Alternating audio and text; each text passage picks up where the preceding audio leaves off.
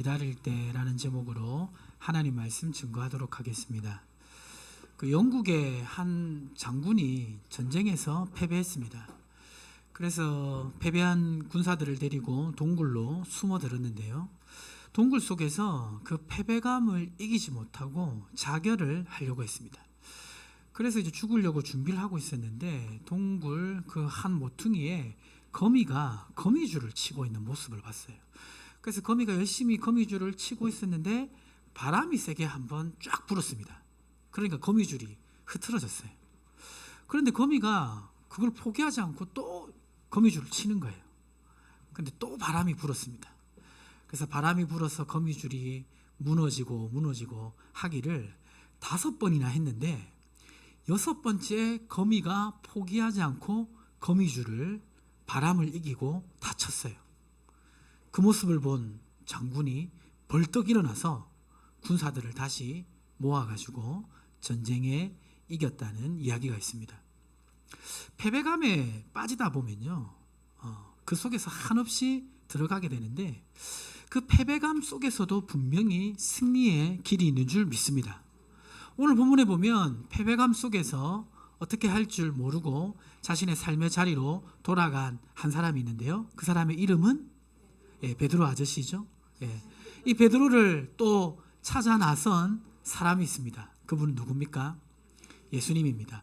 베드로는 예수님을 3번이나 부인했습니다.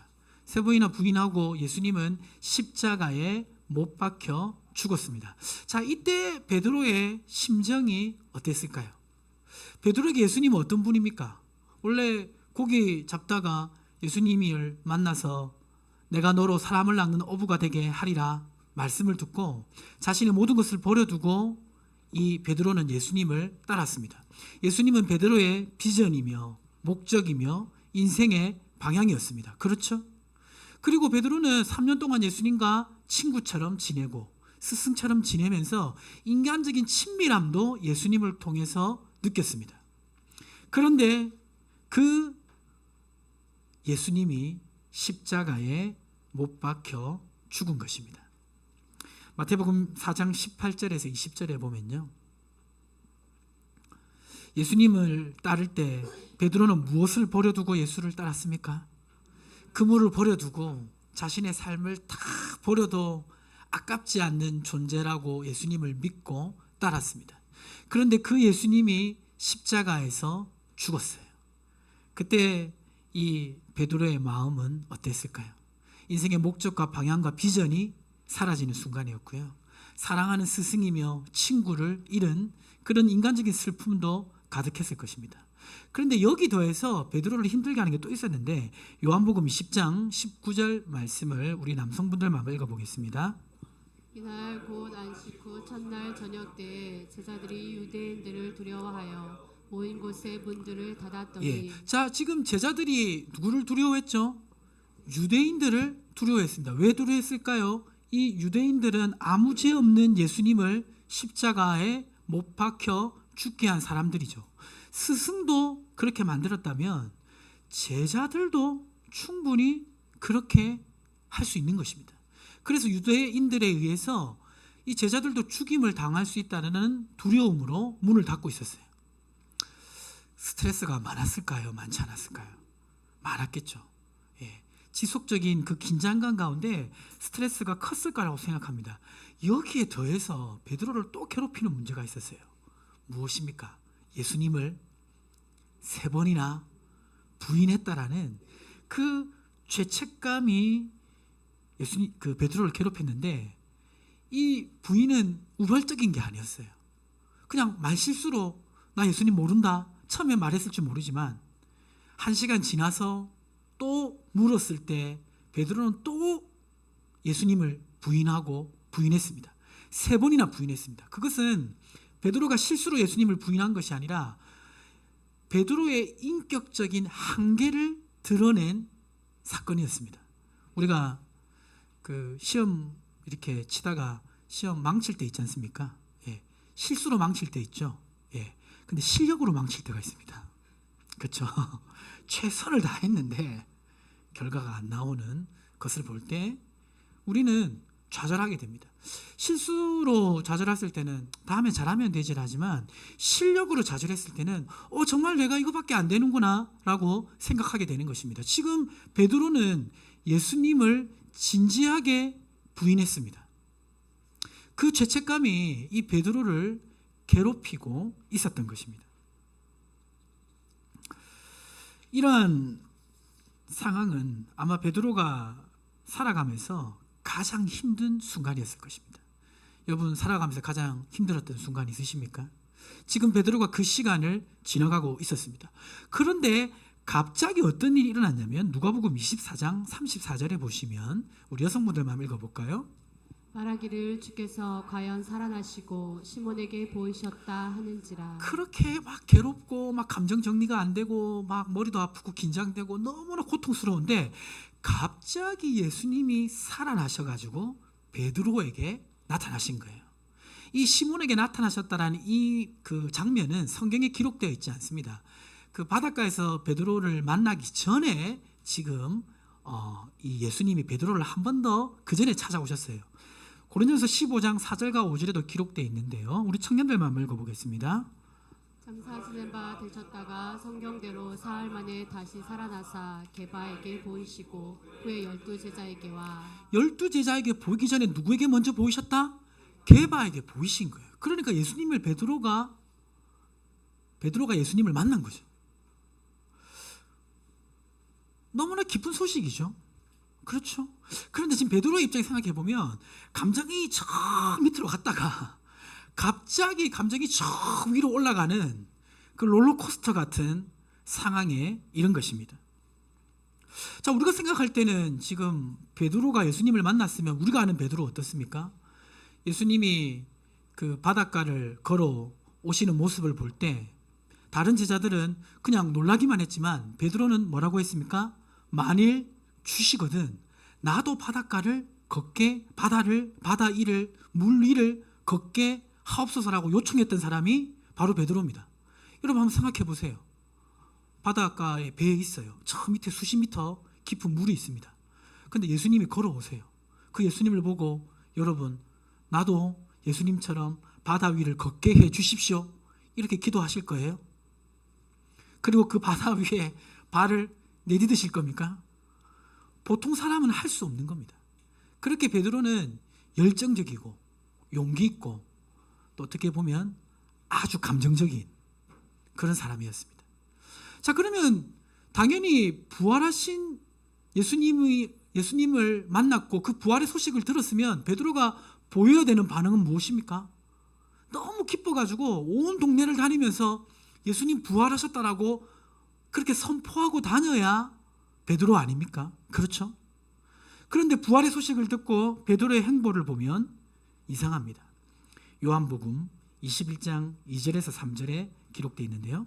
한 절씩 교독하면 시몬 베드로와 디두모라 하는 도마와 갈릴리 가나 사람 나다나엘과 세베대의 아들들과 또 다른 제자들이 함께 있더니 시몬 베드로가 나는 물고기 잡으러 가노라 하니 그들도 우리와 함께 가겠다 하고 나가서 배에 올랐으나 그날 밤에 아무것도 잡지 못하였더니 나는 물고기 잡으러 가노라.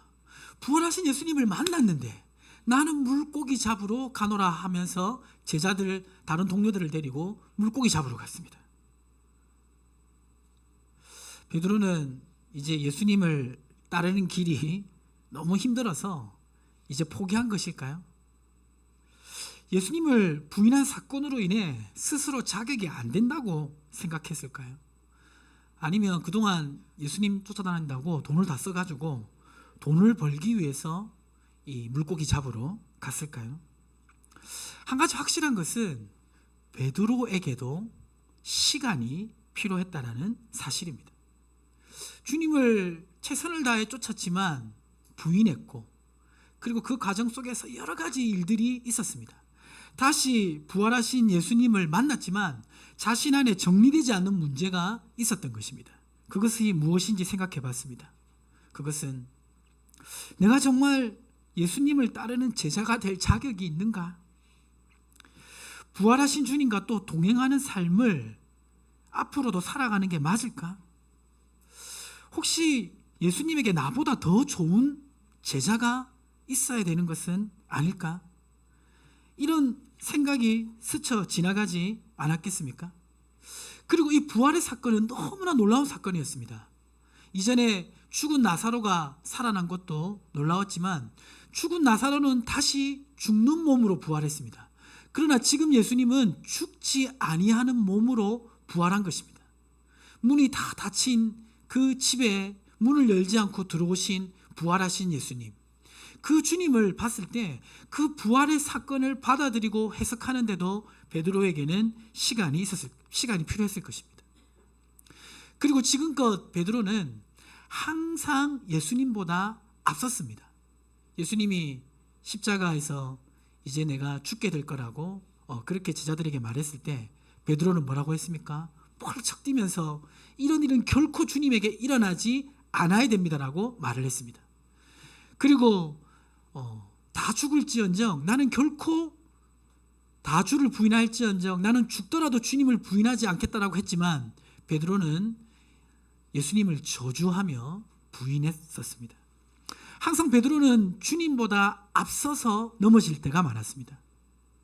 그래서 이번에는 이 베드로가 주님보다 앞서지 않고 어떤 면에서는 수동적으로 또 신중하게 예수님이 주실 새로운 은혜를 잠잠히 기다리고 있는 베드로의 자세를 볼 수가 있습니다. 그래서 먼저 나서지 않고 물고기 잡고 있을 때 자신을 다시 찾아오실 주님을 기다리고 있는 것입니다. 그래서 물고기 잡으러 간 것입니다. 자, 그래서 정리하면요, 우리 같이 한번 읽어보겠습니다. 시작. 그래서 베드로는 표면적으로는 물고기만 잡으러 갔지만 내면적으로는 자신에게 주실 새로운 은혜를 기다리고 있었습니다. 예, 우리도 어떤 정말 힘들고 어려운 일들을 만나고 굉장히 그 스트레스 상황이 있을 때 이전의 일상적인 삶으로 돌아갈 때가 있습니다. 그냥 평범한 청소를 하거나 일을 하면서 마음을 가다듬고 앞으로 올 새로운 것들을 준비할 때가 있습니다. 그리고 복잡한 마음을 나름대로 내려놓으려고 할 때도 있습니다. 베드로가 물고기를 잡는 것처럼 믿음의 삶에서 주님을 적극적으로 따라갔던 삶에서 한 발 물러나서 새로운 은혜를 주실 주님을 기다릴 때가 있습니다. 혹시 여러분의 삶 속에서 이러한 시간을 지금 보내고 있습니까? 열정적으로 주님을 따랐는데 어떤 사건, 또 어려움, 또 자신의 연약함 때문에 열정적으로 따라갔던 그 발걸음에서 잠시 멈추고 자신을 돌아보고 있지는 않습니까? 그리고 나를 새롭게 인도하실 주님을 기다리고 있지 않습니까? 오늘 이러한 베드로를 주님은 어떻게 인도하실까요? 그리고 베드로와 같이 잠시 멈추고 자신을 돌아보고 생각을 정리하며 주님을 기다리는 성도님들에게 하나님이 주시는 인도하심은 무엇일까요? 자, 첫 번째 우리 같이 한번 읽어보겠습니다. 시작. 다시 부르십니다. 자, 어떻게 부르신다고요? 다시 부르십니다. 요한복음 21장 3절과 4절을 같이 한번 읽어보겠습니다. 시몬 베드로가 나는 물고기 잡으러 가노라 하니 그들도 함께 가겠다 하고 나가서 배에 올랐으나 그날 밤에 아무것도 잡지 못하였더니 날이 새어갈 때 예수께서 바닷가에 서셨으나 제자들이 예수이신 줄 알지 못하는지라. 제자들은 한편으로는 마음 정리하기 위해서 늘 하던 일, 고기 잡는 일을 계속하고 있었습니다. 그런데 이 베드로와 제자들은 고기 잡는 데는 선수인 사람들이에요. 고기가 어디로 오는지, 언제 그물을 내려야 되는지 누구보다 잘 아는 사람입니다. 그런데 밤새 고기를 잡았는데 잡지 못했어요. 그런데 날이 새어갈 때쯤 바닷가에 보니까 한 사람이 서 있었습니다. 그 사람이 뭐라고 말했냐면 요한복음 21장 5절에 보니까 예수께서 이르시되 얘들아 너희에게 고기가 있느냐 대답하되 없나이다. 예수님은 이전에 제자들에게 말했던 것처럼 친근하게 물으셨습니다. 그러자 고기가 없다라는 대답을 들었고 그때 예수님이 이렇게 말씀하셨습니다. 요한복음 21장 6절에 보니까 우리 남성분들만 한번 읽어보겠습니다. 이르시되 그물을 배 오른편에 던지라 그리하면 잡으리라 하시니 이에 던졌더니 물고기가 많아 그물을 들 수 없더라. 그 제자들을 향해 배 오른편에 그물을 던지라고 예수님이 말씀하셨는데 그대로 하니까 수많은 고기가 잡혔습니다. 자, 예수님이 어떻게 보면 아주 이 중요한 제자들에게 중요한 시간에 오셔서 하신 이 말씀은 어떤 의미가 있을까요? 자, 지금 배 오른편에 그물을 던지라고 한 이 말씀은 우리가 이전에 보았던 어떤 말씀과 비슷하지 않습니까? 바로 베드로를 처음 만나서 부르실 때, 콜링하실 때 일어난 사건과 비슷합니다. 누가복음 5장 4절과 5절에 보시니까 이렇게 기록되어 있습니다. 그때도 이 베드로와 이 제자들은 밤새 그 고기를 잡았지만 아무런 모든 수고가 헛되었고 고기를 잡지 못했습니다. 그때 예수님이 찾아가셔서 이렇게 말씀하셨습니다. 시몬에게 이르시되 깊은 데로 가서 그물을 내려 고기를 잡으라. 5절 같이 읽어볼까요? 시몬이 대답하여 이르되 선생님 우리들이 밤이 새도록 수고하였으되 잡은 것이 없지만은 말씀에 의지하여 내가 그물을 내리리이다 하고. 이때는 처음 베드로를 콜링할 때입니다. 한참 전입니다. 그렇게 베드로가 그물을 내려서 수많은 고기가 잡혔습니다. 그때 예수님이 뭐라고 말씀하셨습니까? 나를 따라 오너라. 내가 너로 사람을 낚는 어부가 되게 하리라고 말씀하셨습니다. 그 말씀을 듣고 베드로가 예수님을 따랐던 거죠. 이제 다시 부활하신 예수님이 이 베드로를 만나서 지금 마음 정리하고 있는 베드로와 제자들에게 비슷한 말씀을 했을 때 가장 가슴이 요동친 사람은 누굴까요?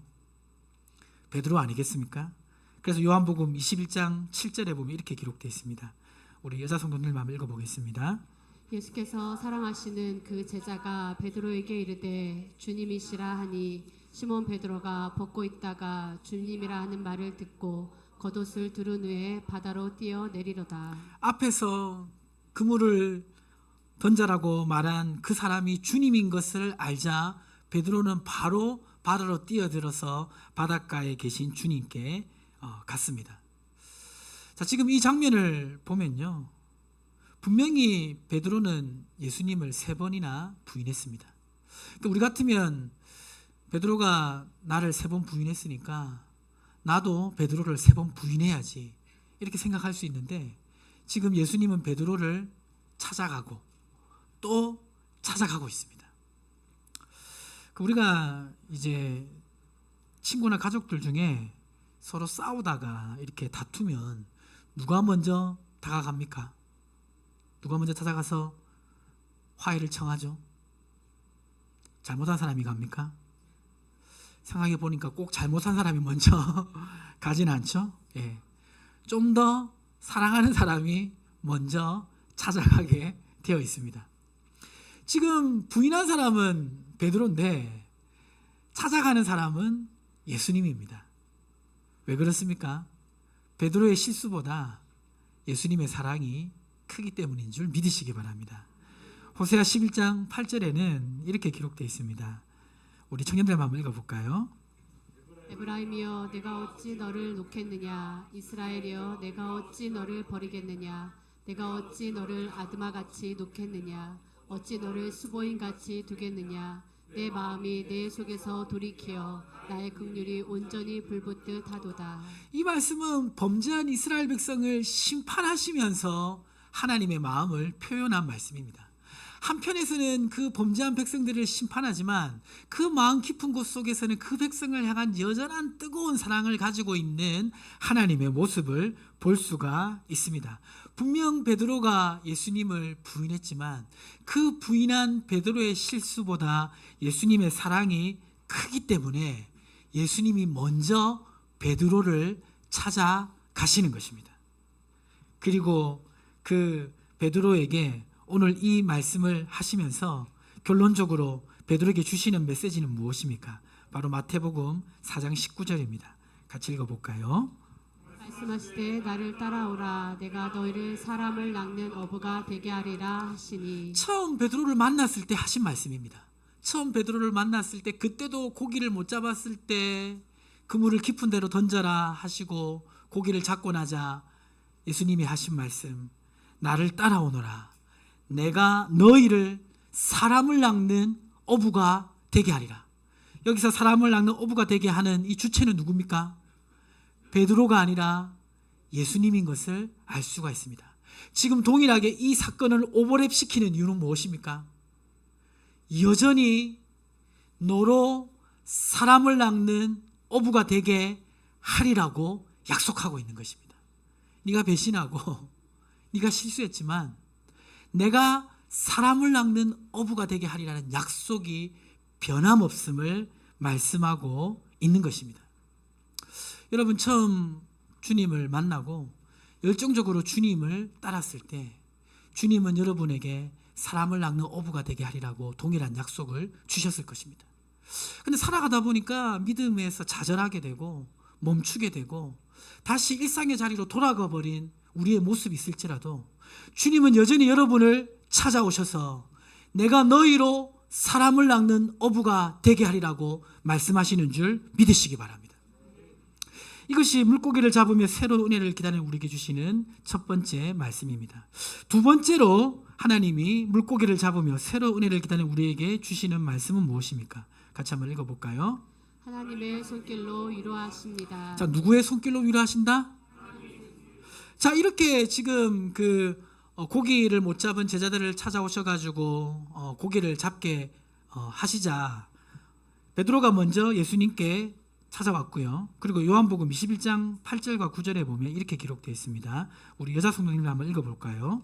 다른 제자들은 육지에서 거리가 불과 한 50칸쯤 되므로 작은 배를 타고 물고기 든 그물을 끌고 와서 육지에 올라보니 숯불이 있는데 그 위에 생선이 놓였고 떡도 있더라. 고기를 못 잡은 그 제자들에게 오른편에 던져라 하면서 고기를 잡게 하자 베드로가 보고 먼저 예수님께 왔고 다른 제자들도 올라왔습니다. 바닷가에. 그런데 바닷가에 올라가 보니까 놀라운 장면이 연출되어 있었어요. 예수님이 밤새 고기를 잡았지만 못 잡은 제자들을 위해서 숯불에 생선과 떡을 구워놓고 있는 것이었습니다. 밤새 고기를 못 잡으면 참 허탈하겠죠. 예. 그물도 허탈하지만 어디도 허탈할까요? 배도 허탈하겠죠. 굉장히 지금 배고픈 상황에 있는데 그걸 어떻게 하시고 숯불에 생선과 이 떡을 구워놓고 있으셨는데요. 그 고기를 먹을 때 우리가 같이 먹는 게 있죠. 고기와 무엇이 같이 조합돼야 완성됩니까? 고기는 탄수화물과 이렇게 합쳐져야 완성이 되지 않습니까? 그래서 우리 고기 먹을 때 뭘 같이 먹습니까? 밥 먹고 밥 싫어하시는 분은 냉면을 꼭 먹죠. 예. 그러니까 완성이 되잖아요. 근데 제가 최근에 이 고기와 밥, 고기와 냉면 말고 새로운 조합을 깨달았습니다. 얼마 전에 어떤 집사님이 그 진사님이 운영하시는 고깃집에 저를 초대하셨는데요. 가서 한참이 그 고기를 먹다가 갑자기 빵을 구워서 주시더라고요. 그래가지고 보통 고기를 먹고 냉면이나 밥을 먹는데 고기를 먹고 빵을 먹어봤거든요. 그런데 그 조합이 상당히 괜찮았습니다. 이것을 제가 깨닫고 혼자 알 수 없다 싶어서 그 다음 주에 저희 가족을 다 데리고 그 고깃집에 가가지고 제가 고기와 함께 빵을 이렇게 구워가지고 같이 먹었는데요.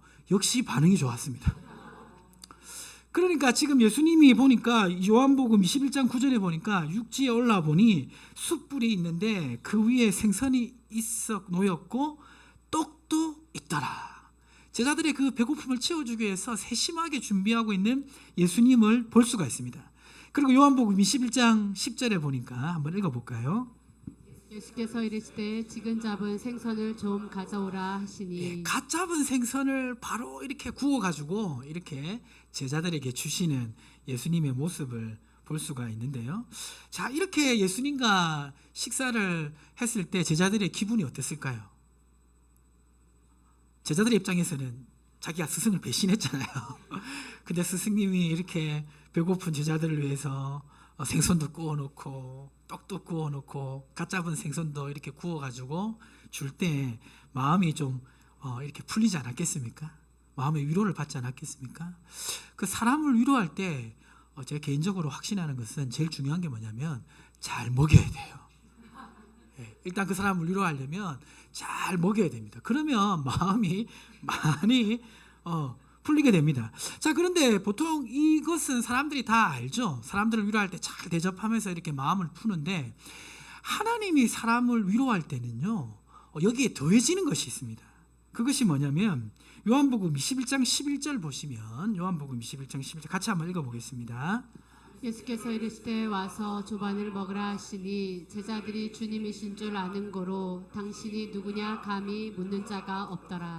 21장 11절 보시면 같이 밥을 먹는데 시몬 베드로가 올라가서 그물을 육지에 끌어올리니 가득히 찬 물고기가 153마리라 이같이 많으나 그물이 찌러지지 아니하더라. 자, 새로 잡은 고기 153마리 중에 몇 마리를 구워서 먹었겠죠. 그렇죠? 자, 구워서 먹으면서 제자들은 무슨 생각을 했을까요? 정말 맛있다. 예수님이 정말 생선을 잘 구우시네. 이 생각을 했을까요? 그렇죠. 그런 생각도 했겠죠. 자, 그런데 그 구운 생선은 어떻게 잡은 생선입니까? 내가 밤새 수고해서 못 잡았는데 예수님의 말씀을 듣고 오른편에 그물을 던졌을 때 잡은 생선이잖아요. 그때 어떤 깨달음이 왔을까요? 자, 우리 옹범 형제가 대표로 한번 읽어주세요. 내가 밤새 잡지 못한 고기를 주님의 말씀에 순종하니까 잡히네. 그렇지, 나의 능력으로 사는 게 아니지 하나님의 말씀을 의지해야지. 자, 먹으면서 생각하지 않았을까요? 우리 박수 한번 쳐주세요. 그 고기 먹으면서 이 고기는 내가 잡은 게 아니잖아요. 그러니까 이제 먹으면서 위로가 되면서 인간적인 위로로 끝나는 것이 아니라 다시 하나님을 붙들도록 하나님은 위로하시는 것을 볼 수가 있습니다. 여기에서 사람의 위로와 하나님의 위로가 달라요. 사람의 위로는 보통 마음을 헤아려 주는 것으로 끝나는데요, 하나님의 위로는 다시 하나님을 붙들 수 있도록 해주십니다.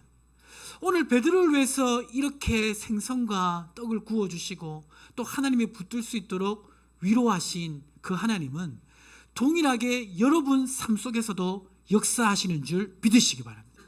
그래서 우리는 이 확신을 가져야 됩니다. 요한복음 15장 5절 말씀해 보니까 같이 읽겠습니다. 나는 포도나무요 너희는 가지라. 그가 내 안에 내가 그 안에 거하면 사람이 열매를 많이 맺나니 나를 떠나서는 너희가 아무것도 할 수 없음이니라. 지치고 힘든 가운데 하나님의 위로를 받으면서 마지막 이르게 될 결론은 결국 하나님의 손길을 붙잡고 내가 살아야 되는구나 라는 결론에 이르러야 되는 것입니다. 마지막으로 고기를 잡으며 새로운 은혜를 기다린 사람에게 주시는 은혜는 무엇입니까? 같이 한번 읽어보겠습니다. 주님은 사명을 주십니다. 자, 어떤 사명을 주시죠? 새로운 사명을 주십니다. 자, 이렇게 마음을 풀어주시고 식사하다가 갑자기 예수님이 베드로에게 묻습니다. 요한복음 21장 15절에 보니까 그들이 조밥 먹은 후에 예수께서 시몬 베드로에게 이르시되 요한의 아들 시몬아 내가 이 사람들보다 나를 더 사랑하느냐? 이렇게 물었습니다. 자, 근데 이 지금 장면이 어떤 장면이냐면 지금 무엇을 구워 먹었죠? 생선과 떡을 구워 먹었죠. 우리가 그 바베큐에 숯불을 구워 먹으면 숯불이 남아 있습니까? 남아 있지 않습니까? 남아 있죠. 남아 있는 거 가지고 고구마도 구워 먹고 그렇게 하시죠. 남아 있어요. 자, 근데 이 숯불, 이 장면은 어떤 장면이 오버랩되죠? 예수님을 부인할 때 베드로가 뭐 쬐고 있었습니까? 불 쬐고 있었죠. 불 쬐일 때 부인했어요. 그러니까 지금 예수님이 요한의 아들 시몬아 내가 이 사람보다 나를 더 사랑하느냐라고 했을 때 베드로가 순간 움찔했겠죠. 근데 베드로는 뭐라고 대답합니까? 내가 주님을 사랑하는 줄 주님께서 아십니다라고 대답했습니다. 그거는 베드로가 이 문제를 계속 생각을 했다는 것을 알 수가 있습니다. 자기가 부인하고 나서 스스로 얼마나 많은 질문을 자신에게 던졌겠습니까? 그런데 자기가 아무리 생각해봐도 내가 연약해서 목숨을 걸고 주님을 인정하지는 못했지만 내 마음을 아무리 생각해봐도 나는 주님을 사랑하고 있다라는 그런 결론에 이르게 된 것입니다. 그러니까 예수님의 질문에 베드로가 내가 주님을 사랑하는 줄 주님이 아십니다라고 대답한 것입니다. 자, 이렇게 한 번에 끝날 줄 알았는데 요한복음 21장 16절에 보니까 이렇게 또 기록되어 있습니다.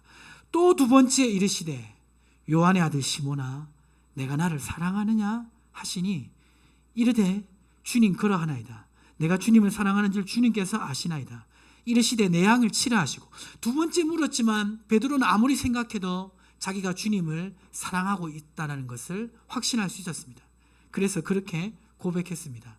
그러자 예수님이 내 양을 치라고 말씀하셨습니다. 양을 치라는 것은 양을 때리라는 것이 아니라 그 양을 잘 돌보라 이 말이에요. 예. 자, 여기서 끝날 줄 알았는데 예수님이 세 번째 또 베드로에게 물으셨습니다. 우리 웅봉제 한번 읽어주세요. 요한복음 17절. 예. 세 번째 이르시되 요한의 아들 시몬아 네가 나를 사랑하느냐 하시니 주께서 세 번째 네가 나를 사랑하느냐 하심으로 베드로가 근심하여 이르되 주님 모든 것을 아시오매 내가 주님을 사랑하는 줄을 주님께서 아시나이다. 예수께서 이르시되 내 양을 먹이라. 세 번째 똑같이 물으니까 베드로가 지금 어떻게 했다고 나와 있습니까? 근심했다고 말하고 있습니다. 왜 근심했을까요? 세 번째 물으니까 예수님이 뒤끝이 있으시나?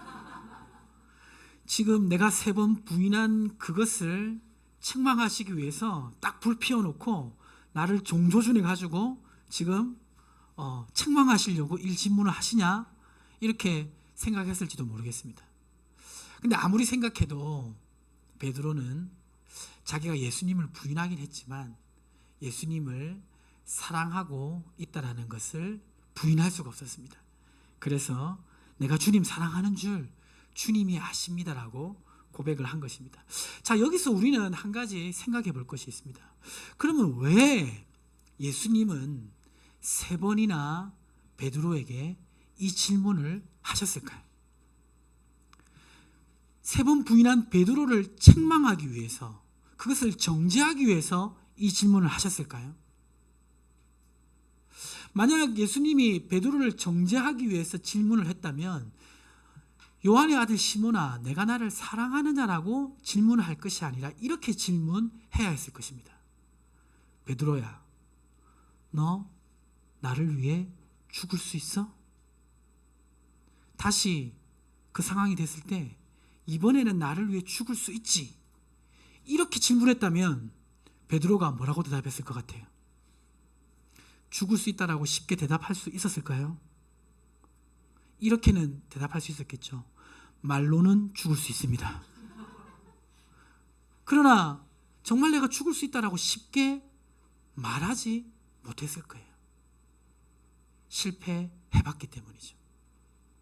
근데 예수님은 나를 왜 죽을 수 있냐라고 물은 것이 아니라 네가 나를 사랑하느냐라고 물었습니다. 그 의미는 무엇일까요? 우리 그 의미를 한번 읽어보겠습니다. 시작. 그 의미는 내가 행위적으로 완벽하지 못해도 그것보다 중요한 것은 나를 사랑하는 너의 마음임을 말씀하시는 것입니다. 그 의미는 베드로가 지금 행동은 주님을 위해 목숨을 바치기까지 완전하지 못해도 그게 중요한 게 아니라 그것보다 더 중요한 것은 여전히 나를 사랑하고 있는 내 마음이 확실하냐, 이것을 더 중요하게 여긴 것입니다. 여기서 한 가지 더 생각해 볼 것은 뭐냐면요, 그럼 그 사랑한다는 의미가 이 시점에서 베드로에게는 정확하게 어떤 것이었을까요? 생각해 봤는데요, 또 주님을 사랑하느냐라는 질문은 행위의 완전함을 묻기보다는 여전히 나를 믿고 따르기를 원하느냐, 그것을 가장 큰 가치로 여기느냐라는 질문입니다. 우리가 그 주님을 믿고 따르다 보면요, 주님을 위해 뭔가 했었어야 되는데 그렇지 못한 자신을 발견합니다. 그러다 보면 베드로처럼 물고기를 잡으며 그 자리에 멈추게 돼요. 그러나 그때 우리가 해야 될 가장 중요한 질문은 뭐냐면요, 여전히 내가 주님을 사랑하고 있느냐라는 질문입니다. 여러분 스스로에게 한번 질문해 보십시오. 주님을 여전히 사랑하고 있습니까? 그리고 그 주님을 믿고 따르는 것을 내 삶의 가장 큰 가치로 여기고 있습니까? 그렇다면 주님은 오케이인 것입니다.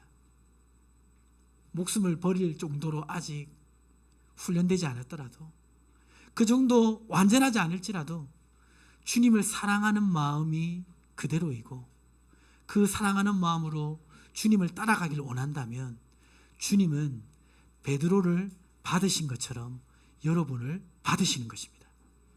자, 여기서 놀라운 전환이 있습니다. 어떤 전환이 있냐면, 이 베드로에게 이 질문을 하고 나서 주님이 주신 사명이 있는데, 그 사명이 뭐냐면, 어떤 사명을 주셨죠? 내 양을 먹이라. 그 다음에 내 양을 치라. 내 어린 양을 먹이라. 라는 사명을 주셨죠. 자, 근데 이 사명은 처음 예수님을 부르실 때의 사명과 예수님이 제자들을 부를 때, 베드로를 부를 때 사명과 조금 차이가 있습니다. 어떤 차이가 있습니까? 처음에는 뭐라고 말씀하셨죠? 말씀하시되 나를 따라오너라. 내가 너희로 사람을 낚는 어부가 되게 하리라. 이것은 초점이 어디에 맞춰져 있냐면 베드로에게 맞춰져 있어요. 그렇죠? 근데 이제는 그 초점이 베드로에서 양에게 맞춰지는 것을 보게 됩니다. 베드로는 못 느꼈지만요, 베드로는 그 시간 동안 성장했어요. 좀 더 자기 자신보다 하나님이 맡겨주시는 양에게 시간과 에너지를 쓸 수 있는 사람으로 성장했습니다. 우리가 그 성장하는 게 어떤 승승장구하게 일을 해낼 때만 성장하는 것이 아니라 때로는 좌절하고 때로는 멈추고 때로는 고통받으면서 성장한다는 것을 잊지 말아야 됩니다. 그래서 우리가 좌절과 힘든 순간에도 무너지지 말고 생각해야 될 것은 뭐냐면, 내가 여전히 주님을 사랑하고 주님을 따르길 원한다면 주님은 여전히 우리의 삶을 인도하고 계시다는 것입니다. 거기에 맞게 하나님의 사명을 주시고, 이 사명을 따라서 어린 양을 먹이고 치고 그렇게 사역하던 베드로는 나중에 어떻게 됩니까? 주님을 위해 목숨을 버리는 자리까지 성장하게 되는 것을 보게 됩니다.